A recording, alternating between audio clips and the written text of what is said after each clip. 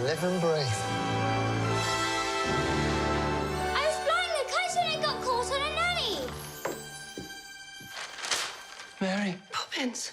Mary Poppins, I feel like it just brings a smile just by saying the name, right? You actually described it as a joy machine. Was that what you felt when you first walked in that, you know, set of Cherry Tree Lane? Yeah, and because Rob Marshall is our master of ceremonies, he prepared the moment. He actually played music. You played Jack, and he seems to not only bring like this message of bringing the light into the darkness, literally and metaphorically, but he brought that stuntman in you.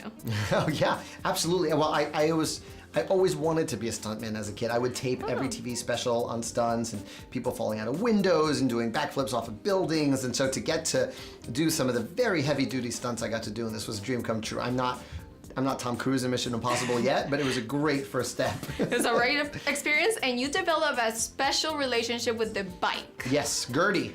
Gertie, Mi amiga. Your amiga. You spent a lot of time on it I and spent doing a lot very of time fun on the things. bike and really getting to ride all over London. I mean, that opening sequence is sort of this love letter to London. How did your son feel when he got to see you do all of that? That was the best part, right? It was sort of, we'd practice and practice, and then I'd bring my son whenever we were filming a musical sequence or an action sequence. So he's seen me catapulted through the sky, he's seen me dancing with penguins, but he didn't see the penguins at the time. And that was the joy of taking him to see the movie for the first time last Sunday. It's definitely special, also because of the cast. I mean, Emily Blunt, Meryl Streep. What more can you ask for? And, you can Dick ask Van for Dyke. Dick Yes. Van Dyke and well, Noel just to throw, Lansbury, that was my Colin next Firth. one. Yeah, no, it is an embarrassment of riches, this incredible company. Like, it's just, everyone in it is extraordinary.